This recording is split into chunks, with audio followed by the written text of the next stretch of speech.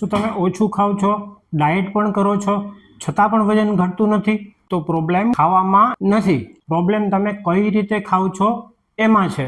આજે હું તમને 5 એવી ટેવ બતાવીશ કે જેને તમે માત્ર 7 દિવસ સુધી ફોલો કરશો તો પણ તમારા શરીરમાં ચરબી જમા થવાના બદલે ચરબી ઓગળવા માંડશે. અને આ 5માંથી એક ટેવ એવી છે જેમાં 90% લોકો ભૂલ કરે છે અને એટલે જ વજન ક્યારેય ઘટતું નથી. આ વિડીયો અંત સુધી જોજો, કારણ કે એક પણ ટેવ ચૂકશો તો તમને પરિણામ નહીં મળે. તમને કોઈ પ્રશ્ન હોય પૂછી શકો છો, હું એનો જાતે જ જવાબ આપીશ. ડોક્ટર ધર્મેશ ગોહેલ, નવજાત શિશુ તથા બાળરોગ નિષ્ણાંત. મારી હોસ્પિટલનું નામ છે નક્ષત્ર બાળકોની હોસ્પિટલ અને મારી હોસ્પિટલ રાજકોટમાં આવેલી છે, ઢેબર રોડ ઉપર, નાગરિક બેંક ચોક પાસે. ટીપ નંબર 1, આપણા શરીરને સમય પ્રમાણે ખાવા જોઈતું નથી, સિગ્નલ એટલે કે સંકેત પ્રમાણે જોઈએ છે. મોટા ભાગે આપણે સમય પ્રમાણે જમતા હોઈએ છીએ અને આ જ સૌથી મોટી ભૂલ છે. આપણા શરીરની અંદર એક ખૂબ જ સરસ સિસ્ટમ ગોઠવાયેલી છે.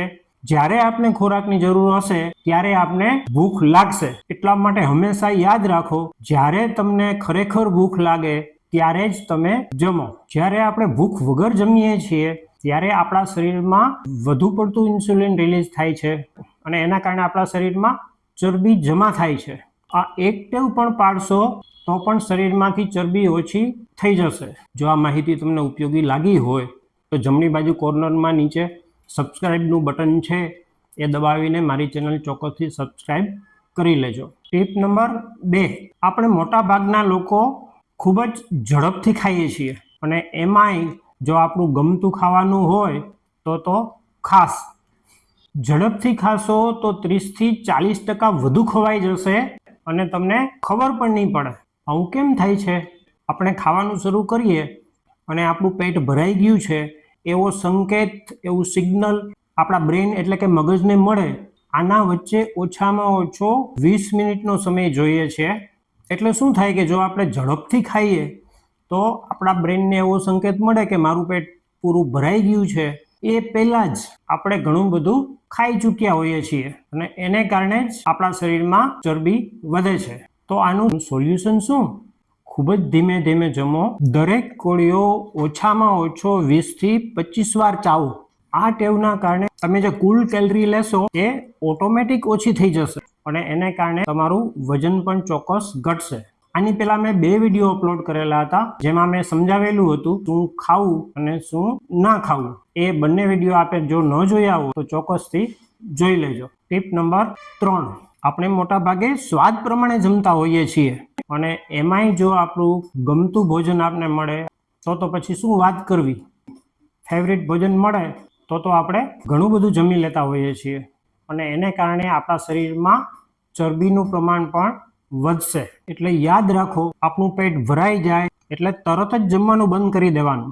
આપણે જેટલી ભૂખ હોય એટલું જ આપણે ખાવાનું. વજન ઘટાડવા માટે જો આવા જ પ્રકારની તમારે વધુ ટિપ્સ જોઈતી હોય તો કોમેન્ટ સેક્શનમાં યસ એવી કોમેન્ટ ચોક્કસ કરજો. ટીપ નંબર 4, એક જ ભોજન પણ જો ખાવાનો ઓર્ડર એટલે કે ક્રમ બદલશો તો શરીરમાંથી ચરબી પણ ઓછી થશે. સૌથી પહેલા શાકભાજી અને સલાડ ખાવાનું. આમાં સ્ટાર્ચવાળા શાકભાજી જેવા કે બટેટા, સકરિયા વગેરે નહીં ખાવાના. એના પછી બીજા નંબરે પ્રોટીન અને થોડા પ્રમાણમાં હેલ્ધી ફેટ એટલે કે તંદુરસ્તી વધારે એવી ચરબી. અને સૌથી છેલ્લે કોમ્પ્લેક્સ કાર્બોહાઈડ્રેટ એટલે કે અનાજ છે, મિલેટ્સ છે, બ્રાઉન રાઈસ છે વગેરે ખાવાના. આવું કેમ કરવાનું?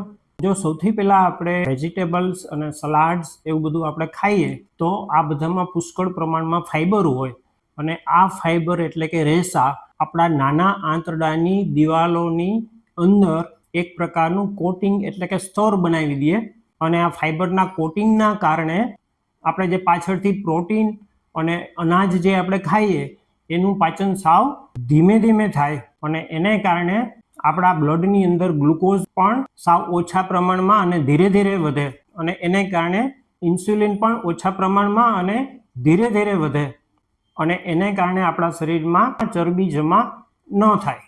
મારું ધ્યેય એવું છે કે આપણા ભારતના લોકો, ગુજરાતના લોકો વધુને વધુ તંદુરસ્ત બને. વજન કેમ ઘટાડવું એના વિશે મેં અત્યાર સુધીમાં ટોટલ 6 વિડીયો બનાવ્યા છે અને આ તમામ વિડીયોનું મેં એક પ્લેલિસ્ટ બનાવી અને કોમેન્ટ સેક્શનમાં મૂકેલું છે.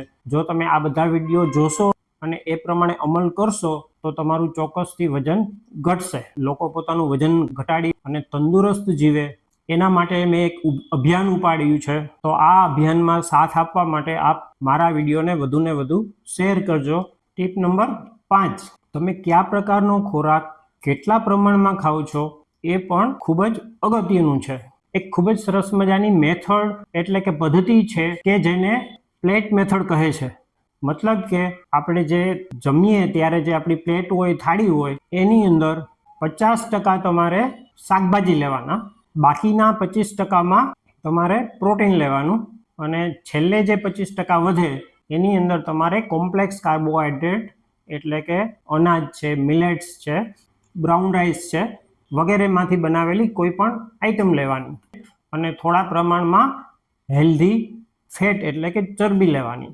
જો આ મેથડથી તમે જમશો તો તમારે કેલરી ગણવાની પણ માથાકૂટ નહીં કરવી પડે. જો આ 5 ટેવો તમે માત્ર 7 દિવસ માટે ફોલો કરશો તો પણ તમારું શરીર ચરબી જમા કરવાના બદલે ચરબી વાપરવાનું શરૂ કરશે. જો તમે આ 5 ટેવો આજે જ શરૂ કરી રહ્યા હો તો કોમેન્ટ સેક્શનમાં સ્ટાર્ટ એવી કોમેન્ટ ચોક્કસ કરજો, જેથી મને પ્રોત્સાહન મળે. જો આપને વિડીયો ગમ્યો હોય તો ચોક્કસથી લાઈક કરજો અને આવા જ પ્રકારના વિડીયો માટે મારી ચેનલને સબસ્ક્રાઇબ કરવાનું ન ભૂલતા. નમસ્કાર મિત્રો.